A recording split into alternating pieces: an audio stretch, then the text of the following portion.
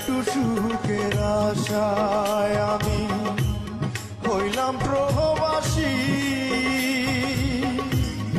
এখন দেখি সুখের চাইতে দুঃখ বেশি।